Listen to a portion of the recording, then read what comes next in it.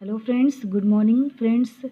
आज हम पढ़ेंगे the love song of J Alfred Prufrock का एक क्वेश्चन जे कैरेक्टर स्केच। इसका कैरेक्टर स्केच पढ़ेंगे, ये भी इम्पॉर्टेंट है, अक्सर पूछता रहता है एग्ज़ाम में, इसको भी आप पढ़ लीजिए। और दो क्वेश्चन बिल्कुल यही इसी के आंसर में दो क्वेश्चन और है, देख लीजिए कौन कौन सा है। Prufrock is an ageing romantic entrapped by a rotting world of pseudo gentility discuss. The love song is self-revelation of neurotic. Examine the statement critically. एक ही क्वेश्चन को कई ढंग से पूछा जाता है, ज़रूरत है सिर्फ आपको समझने की, क्योंकि अक्सर ऐसा भी होता है कि आपको आंसर पता होता है लेकिन क्वेश्चन समझ में ना आने की वजह से आप नहीं कर पाते। जो क्वेश्चन पूछता है, यदि आपने जो याद किया है, जो आपको पता है, उसमें अगर उसका कोई भी हेडिंग मिलता है तो आप उसको आंसर लिख सकते हैं क्वेश्चन में। चलिए इसको पढ़ते हैं। सबसे पहला हेडिंग है very complex character. Complex character मतलब मिश्रित चरित्र। Prufrock is the central character of the poem. Prufrock जो है सेंट्रल है, ये मेन है इसमें।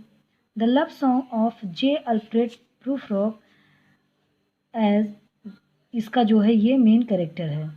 यहाँ तक एक सेंटेंस पूरा होता है। As the poem is in the form of an interior monologue. ये जो पोएम है यह इंटीरियर मोनोलॉग है, मतलब कि जो हीरो है वह स्वयं से ही बातें करता रहता है। मोनोलॉग स्वगत भाषण, मतलब स्वयं से ही बात करना, स्वयं ही वो बड़बड़ाता रहता है। आपने तो पढ़ा ही है पोएम कि सारे पोएम में स्वयं से ही वो बातें करता रहता है। What we find here is record of his feelings and the graph of his thought flow. इसमें हम देखते हैं कि उसकी जो फीलिंग्स है, उसी वो क्या सोचता है, क्या करता है, बस पूरे पोएम में यही है। और जैसे ही graph of his thought flow, मतलब उसकी जैसे विचारधारा होती है, जैसा जैसा वह सोचता है वैसा वैसा वह बताता जाता है, यही सारे पोएम में है। The whole poem grows round a single but multi coloured personality. ये संपूर्ण पोएम, जो सारा ये पोएम है, इतना लॉन्ग है, आप तो जानते ही हैं, पढ़ा होगा आपने कितना लॉन्ग है, लेकिन एक सिंगल व्यक्ति पर ही सारा राउंड करता है। लेकिन अच्छी बात तो ये है, मल्टी कलर्ड पर्सनालिटी है प्रूफ्रॉक की। उसमें कितने लोगों को क्या क्या एग्जाम्पल देता है वो, कि जो रीडर है वो बोर नहीं होता है बल्कि इंजॉय करता है। Every detail of the poem is concern with his inner life. सारा डिटेल वो स्वयं के बारे में देता है, क्योंकि सिर्फ उसी के बारे में सारे पोएम है और स्वयं वही सोचता है अपने बारे में। His reaction of his surrounding, his growing age and the article of dress. उसके आसपास के माहौल के बारे में, उसके बढ़ती उम्र के बारे में, ड्रेस के बारे में, सब कुछ इसमें है। और ये इतना लॉन्ग पोएम है, लेकिन पढ़ने पर बिल्कुल भी रीडर बोर नहीं होता है। चलिए अगला हेडिंग देखते हैं। Physical appearance. उसका फिजिकल अपीयरेंस कैसा रहता है, मतलब ड्रेस वगैरह कैसे पहनता है। The poem reveals a lot of things about Prufrock's physical appearance. इस पोएम में रिवील्स मतलब होता है व्यक्त करना। ये पोएम व्यक्त करती है बहुत सारी चीज़ें प्रूफ्रॉक के फिजिकल अपीयरेंस के बारे में। जैसे वो स्वयं ही कहता है कि वो कोट पहनता है, फिर वो कॉलर पे मोड़ लेता है, ये सब चीज़ें। He is middle age person and is conscious of his growing age. वह एक मिडिल एज है, मतलब करीब 45 या 50 साल का होगा, और वह अपने बढ़ते एज को लेकर बहुत अधिक कॉन्शियस है। ही एक्सक्लेम, वह कहता है आई ग्रो ओल्ड, मतलब मैं बूढ़ा हो रहा हूँ, बूढ़ा हो रहा हूँ। In fact this awareness of his age difference between himself and his beloved is one of the reason for his timidity. वास्तव में यही जो है, this awareness of age difference, ये जो एज डिफरेंस है उसके और उसकी बिलव्ड के बीच में, यही रीजन है उसके डर का, कि वो उसे रिजेक्ट न कर दे। He is also aware of the He is also aware of the sarcastic comment made by women on his bard. sarcastic मतलब होता है व्यंग्यात्मक। वह सोचता है कि जो लेडीज़ हैं, जिस होटल में वो रहता है, आसपास जो लेडीज़ रहती हैं, वो उस पर व्यंग्यात्मक कमेंट करेंगी, मतलब उस पर टिप्पणी करेंगी। And indeed there will be time, वह सोचता है वास्तव में उस समय आएगा to turn back and descend the stair, और वह सोचता है कि जब वो सीढ़ियों से उतरेगा, ऊपर उसकी बिलव्ड का रूम रहता है और वहाँ से वो उतरेगा, जब उसकी रिटर्न होगा वहाँ से, फिर नीचे से जीने पर जो औरतें चढ़ेंगी तो उसको उतरते हुए देखेंगी with a bald spot on the middle in the middle of my hair, और मेरे सर के मध्य में जो स्पॉट है, गंजापन है, बाल्ड मीन्स होता है गंजा, तो औरतें कहेंगी, दे विल से, वे औरतें कहेंगी how is his here is growing thin, देखो इसके बाल कितने पतले हैं। ये स्वयं सोचता है वो। मैंने ऐसे ही आपको इसका अर्थ बता दिया, इसको आप लिख सकते हैं इस पोएम को। He has the feeling of inferiority complex, because उसको बहुत ही इन्फीरियर फील होता है, अच्छा नहीं लगता उसको। His arms and legs are thin, उसके भुजाएं और पैर, उसके हाथ और पैर बहुत पतले हैं। However he looks smart, he wears costly coat and keeps it collar up to chin, वो स्मार्ट है लेकिन महंगे महंगे कपड़े भी पहनता है और अपने कॉलर को चिन पर मोड़े भी रहता है, अपने आप को यंग दिखाने की कोशिश करता है। बस यहाँ तक आप इसको लिख लीजिए। अब देखिए, split personality of proof rock. Proof rock is a neurotic character. Proof rock जो है वह एक पागल टाइप का, न्यूरोटिक मतलब होता है सनकी टाइप में, पागल टाइप का वो कैरेक्टर है। पढ़ने पर तो पता ही चलता है। He feels helpless and confused in his attitude to love, वह बहुत ही असहाय महसूस करता है और कंफ्यूज रहता है अपने प्रेम के बारे में कि मतलब मैं कहूँ या ना कहूँ। पूरे पोएम में वो यही सोचता रहता है कि कहूँ या ना कहूँ। His whole personality is split into two part, इसकी सारी मतलब सारा व्यक्तित्व तो दो पार्टों में विभाजित है, the romantic self and realistic self. एक तो रोमांटिक है और दूसरा रियल है। जो रोमांटिक वाला जो है वो एक बूढ़ा मतलब 40 या 50 का है वो, लेकिन वो अपने आप को यंग समझता है। और रियलिस्टिक है जो अपने रियल एज को महसूस करता है। One part of his personality is romantic with heroic aspirant, एक पार्ट जो उसकी पर्सनालिटी का, उसके व्यक्तित्व का रोमांटिक है और उसके अंदर नायकत्व वाली क्वालिटी है, इच्छा है। The other part is realist, और दूसरी पार्ट जो है, दूसरा उसका मन वो रियलिस्टिक है, मतलब अपनी उम्र को समझता है। एंड कैलकुलेटिंग इनफैक्ट, और मतलब गणना सोचता भी है, सब चीज़ों को जोड़ता है कि कैसे कैसे यदि मैं कह दूंगा तो वो नाराज हो जाएगी। In fact the poem is in the form of a debate between the head and heart of proof rock. वास्तव में ये जो पोएम है यह एक तरीके से डिबेट है, बहस है उसके दिल और दिमाग के बीच में। बस आप यहाँ तक ही लिखिए, क्योंकि ये क्वेश्चन है ये बहुत बड़ा है, इसमें कई हेडिंग्स है, तो थोड़ा थोड़ा करके आप एक हेडिंग में लिख सकते हैं। Prototype of Hamlet. प्रोटोटाइप मतलब होता है नमूना। प्रोटोटाइप ऑफ हैमलेट मतलब वो हैमलेट की तरह बिल्कुल है, लाइक कह सकते हैं इसको, हैमलेट के समान है लगभग। हैमलेट जो है विलियम शेक्सपियर का, उसी का जो मेन कैरेक्टर वो हैमलेट है। Prufrock is prototype of Shakespeare's hero. Prufrock Shakespeare के हीरो हैमलेट की तरह है। Hamlet, no doubt he declares, वह कहता है I am not prince Hamlet, मैं प्रिंस हैमलेट नहीं हूँ, nor was meant to be, और न उसके समय होना चाहता हूँ। Quite ironically his character is closely associated with Hamlet, व्यंग्यात्मक रूप से उसके क्लोज है हैमलेट के, इसका जो कैरेक्टर है प्रूफ रॉक का उसके क्लोज है, मतलब उसके समान है। Both of them suffer from same incurable tendencies. Hamlet both of them मतलब हैमलेट भी और प्रूफ रॉक भी, ये दोनों एक ही बीमारी से झेलते हैं, जैसे इनक्योरेबल टेंडेंसी मतलब असाध्य प्रवृत्ति से दोनों ही पीड़ित हैं। सफ़र मतलब कष्ट झेलते हैं। थिंकिंग टू मच, बहुत अधिक सोचने का जो इनकी प्रवृत्ति है, इसी से दोनों दुख झेलते हैं। लाइक हैमलेट के समान his greatest problem is to be और नॉट टू बी, ऐसे हैमलेट भी सोचता है कि होगा या नहीं होगा, जैसे ये सोचता है।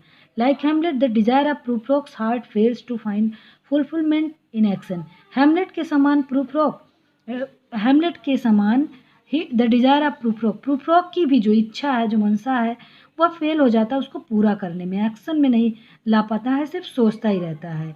बस इस हेडिंग में इतना ही। चलिए आगे का हेडिंग देखते हैं। पैराडॉक्शियल फिगर। पैराडॉक्शियल मतलब होता है विरोधाभासी, क्योंकि ये स्वयं से ही विरोधाभासी रहता है, इसके अंदर ये खुद ही दो कैरेक्टर रखता है, इसलिए इसको पैराडॉक्शियल फिगर भी कहते हैं। Prufrock is a man of paradoxical और सेल्फ कंट्रेरी नेचर। पैराडॉक्सियल है, ये विरोधाभासी है, सेल्फ कंट्रेरी नेचर का भी है, मतलब स्वयं से विरोध करता है। कंट्रेरी मतलब विरोधाभास, पैराडॉक्सियल मतलब भी होता है विरोधाभासी।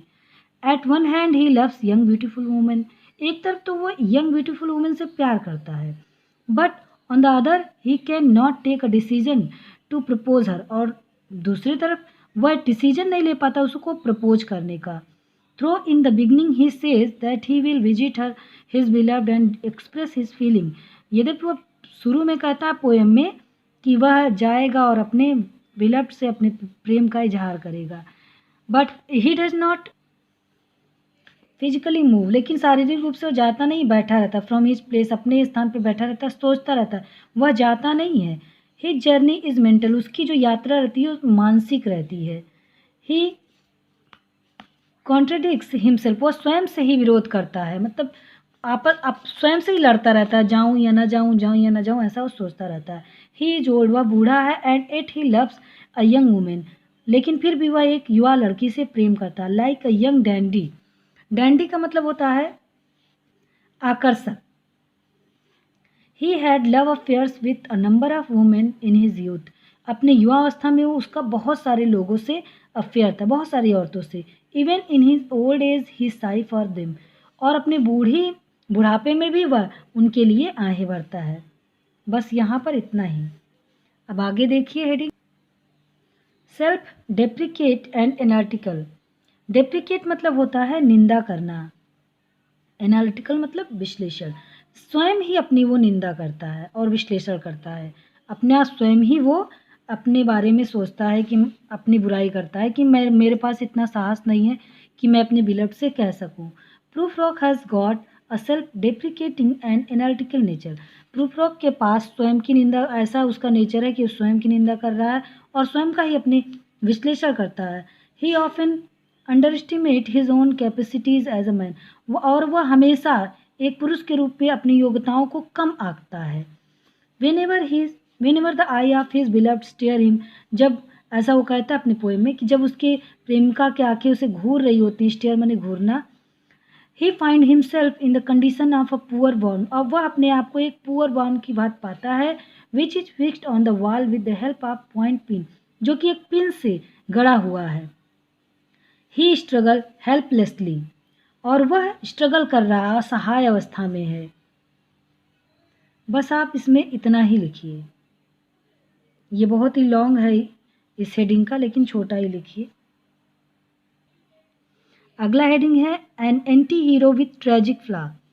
यह एक एंटी हीरो है, मतलब हीरो नहीं है, हीरो के साइड हीरो कह सकते हैं इसको, है, लेकिन इसके अंदर कोई भी हीरो वाली क्वालिटी नहीं है, इसके अंदर कोई भी साहस नहीं है। ट्रेजिक फ्लॉ, हमेशा ही दुखी रहता है। दो Prufrock is the protagonist of the poem, यद्यपि प्रूफ्रॉक जो है वह नायक है इसका। प्रोटेगनिस्ट मतलब होता है, प्रोटेगनिस्ट मतलब नायक होता है, हीरो। यदि आपको ये वर्ड टफ, जो भी टफ वर्ड आपको लगे उसको आप एजी में ट्रांसलेट कर सकते हैं, चेंज कर दीजिए इसको। जैसे इसको आप हीरो लिख सकते हैं, प्रोटेगनिस्ट ये टफ लग रहा है तो हीरो लिख दीजिए। Though Prufrock is protagonist of the poem, यदि कोई हीरो है, he can not be regard as hero, लेकिन वह हीरो की भांति बिल्कुल भी व्यवहार नहीं करता है। On the contrary he is an anti hero who has unheroic quality. वह एक एंटी हीरो है जिसके अंदर हीरोइक अनहीरोइक क्वालिटी है, मतलब हीरो वाली कोई क्वालिटी ही नहीं है। He suffers from timidity which is a major tragic flaw in his character. वह पीड़ित रहता अपने डर से, जो कि उसके कैरेक्टर का बहुत ही बड़ा दुखद भाग है और उसी से वो पीड़ित रहता है। He has not courage to face his beloved boldly and make his proposal before her. उसके पास साहस नहीं है कि वह साहस अपने बोल्डली अपने प्रेमिका के पास जा सके, उसे प्रपोज कर सके। उसके पास बिल्कुल भी साहस नहीं है। He offers a number of smart defences in favour of his timidity. वह अपने डर के फेवर में बहुत सारे तर्क रखता है कि उसका डरना उचित है। चलिए अगला हेडिंग देखते हैं, conclusion. To conclude, Prufrock is an overthinking coward who has unfortunately and romantic temperament। अब निष्कर्ष इसका यही है कि प्रूफ्रॉक जो ओवर थिंकिंग है, बहुत ज़्यादा सोचता है, डरपोक भी है और अनफॉर्चुनेटली वो रोमांटिक है। दुर्भाग्य तो ये, क्योंकि यदि ये डरपोक है तो अपने प्रेम को इजहार ही नहीं कर सकता। He is a day dreamer who keeps on weaving a web only to entangle himself and suffer there helplessly. वह एक डे ड्रीमर है, दिन में ही स्वप्न देखता है और वह वेब बुन लेता है, जाल बुनता है स्वयं ही, एंटेंगल हिमसेल्फ, और स्वयं उसमें फंस जाता है, और सफ़र देयर हेल्पलेसली, और बहुत ही कष्ट वहाँ झेलता है। अब प्रूफ्रॉक के बारे में इतना काफ़ी है। वह लास्ट तक अपने प्रेम का इजहार नहीं कर पाता है। थोड़ा सा इसमें और बताती हूँ, थोड़ा सा और इसमें लिख दीजिए, काफ़ी कम हो जाएगा। He is a representative inhabitant of a modern city civilization which is barren, hollow and monotonous। वह जो है मॉडर्न जो सिविलाइजेशन है वह प्रस्तुत करता है। इनहेबिटेंट मतलब निवासी, मॉडर्न सिटी सिविलाइजेशन जो नगरी सभ्यता है, आधुनिक नगरी सभ्यता है, जिसमें लोग बिल्कुल खाली हैं। मोनोटोनस मतलब नीरस, एकदम खाली हैं, बिल्कुल परेशान है, ऐसी सभ्यता को वो प्रस्तुत करता है। He is board with mechanical routine of life. वो जो मैकेनिकल रूटीन है शहरों में, सोना उठना खाना डेली काम, इससे वो उबा हुआ है, वह बोर है बिल्कुल। His affair with women are only device to escape the loneliness of boredom of his. वह जो अफेयर करना चाहता है वुमेन से, उसका सिर्फ एक ही रीज़न है कि वह बचना चाहता है अकेलेपन से, बोरियत से। लाइक अदर आइसोलेटेड पर्सन, दूसरे लोगों की तरह, जैसे दूसरे लोग हैं जो बोर होते हैं और इन्जॉयमेंट के लिए वह करना चाहता है friendship. He desire company and eight he fails to materialise his wish. वह जो है एक साथ चाहता है लेकिन फिर भी वह उसकी इच्छा पूरी नहीं होती है। वह किसी का भी वह पूरे पोएम में वह बस अपनी इच्छा को व्यक्त करना चाहता, अपनी प्रेमिका से कहना चाहता है, लेकिन वह कह नहीं पाता। एक प्रकार से यह दिखाता है कि जो आधुनिक नगरी सभ्यता है जिसमें व्यक्ति बहुत अकेला हो गया है, वह कंपनी चाहता अपने अकेलेपन को दूर करने के लिए। आप यहाँ तक लिख सकते हैं। अब ये जो पोएम क्वेश्चन आंसर है ये ख़त्म हो गया है। आई होप आप लोग को पसंद आया होगा। प्लीज़ अगर आपका पेपर नहीं हुआ तो इसे अच्छे से पढ़िए और जो आपके फ्रेंड्स हैं उनको भी शेयर करिए, लाइक करिए। यदि कुछ समझ में ना आया हो तो कमेंट भी करिए। Thank you for watching this video.